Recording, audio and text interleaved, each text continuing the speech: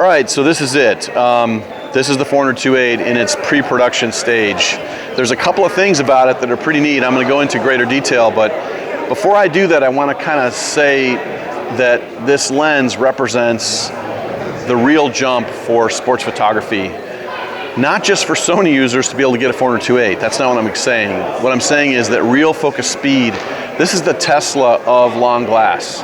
This is the one that's going to come out of nowhere and smoke everything in the marketplace because of the ability for the mirrorless cameras not to have to fool around with a mirror box and a mirror flying up and down and all that stuff. We have constant viewing at all times. The A9 is the first sports camera that Sony's ever produced, a legitimate sports camera.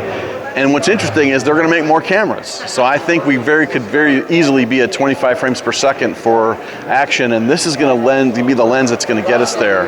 So I'm at Sony Kando, and unfortunately they will not let me take this thing out from under this glass, which is just driving me a little batty.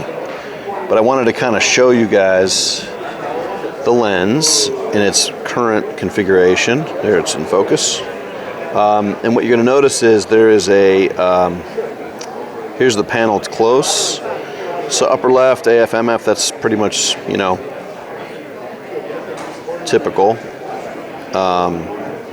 Full-time manual focus on off, which is nice, which means for guys like me that still manually focus, or what I call hybrid focus, we can still grab that ring anytime we want to and it'll manual focus override over the autofocus, which is great. And then you got the limiter, which is fairly handy for sometimes sports like volleyball where you don't want the net or whatever. Going down, I have no idea. Function, preset.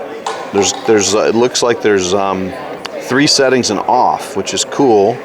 I have a feeling that's probably a focus holds function, is my guess. And then optical steady shot for the cameras that don't have it, like the older, the early A7, whatever. I mean, nobody's going to use this except with an A9 anyway, but still pretty cool.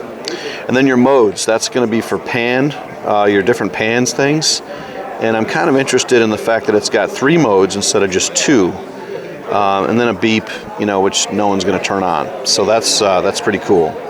The lens really differs from Canon and Nikon in that the drop-in filter is on the side, which is kind of interesting. It's very similar to, you know, remember Sony makes like motion picture cameras, and when you access a cinema lens, you do it from the left side, not from the top, like a typical SLR. And so this is kind of neat that like you see the heritage of Sony in the sideways pull of that drop-in filter, which is kind of cool.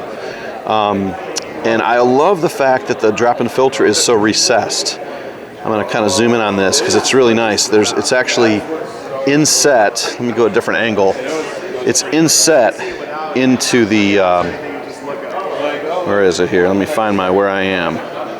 This glass is filthy and I'm doing the best I can here, but there we go. So now you can see how that filter, that drop-in filtering is like inset, and I'm certain there's a rubber gasket in there. There has to be. So pretty cool.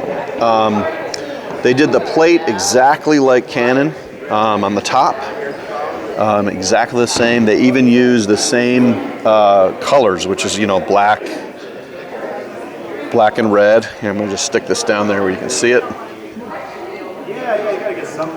So, and even the script, with the focal length is the same as the new 2 series Canon lenses. So that's kind of cool. You know, they're following the leader to a certain extent, which is fine with me.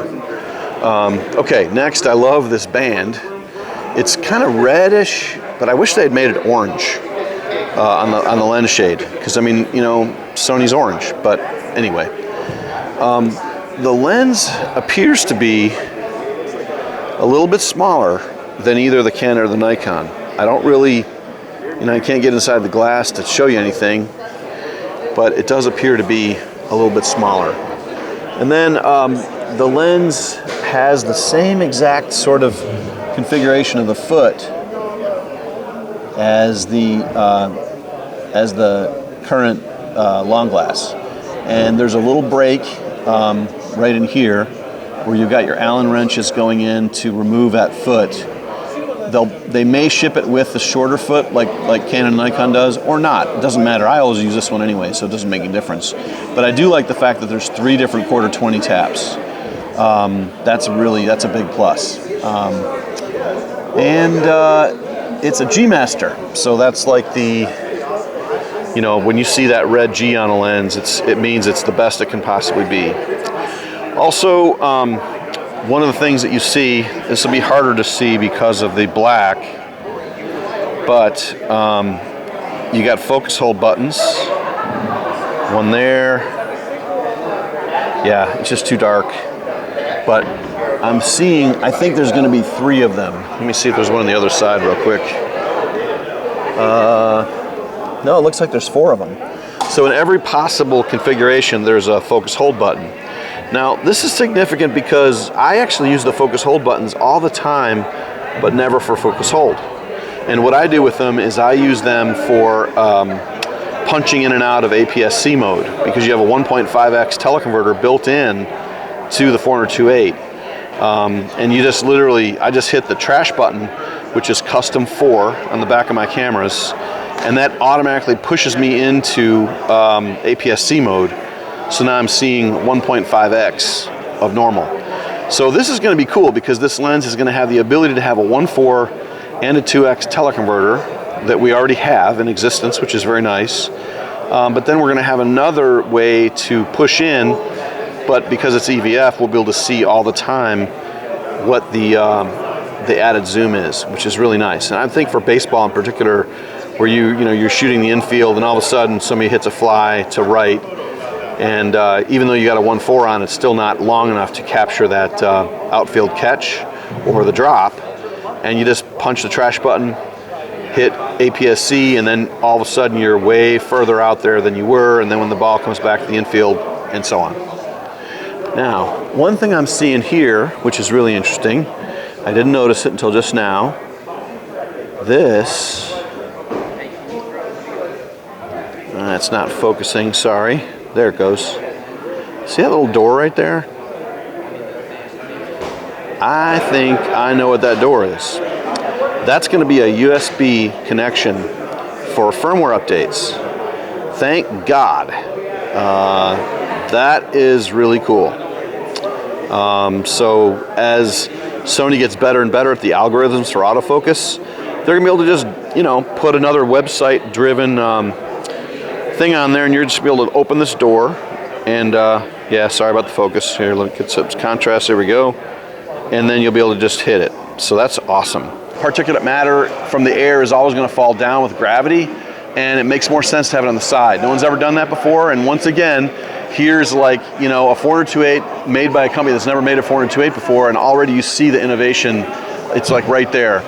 And there's a little door on the other side on the bottom of the tripod collar. I'm not sure if it's a USB connection or if it's a way to control the tension of the flip to vertical or horizontal. But that's a big complaint for both Canon and Nikon shooters going years back. Sometimes you'll get a lens out of the box and it's too loose and it flips around too much. Sometimes it's too tight and you have to fight with it and mess up your mount. So I'm not sure which it is, but it's kind of cool to see the little door there where I've never seen one before. Otherwise, it just seems to be altogether just a little bit smaller than the Canon and the Nikon combined. I think this lens should be lighter weight, but there's no specs available yet, of course, and they're still saying September release. So I better be the first one to get one in the United States, is all I'm saying. I can't wait to try this out. I can't wait to get on an A9 and just go rip stuff up. So I'm Patrick Murphy-Racy, Sony Artisan at Kando 2.0. Thanks so much for watching.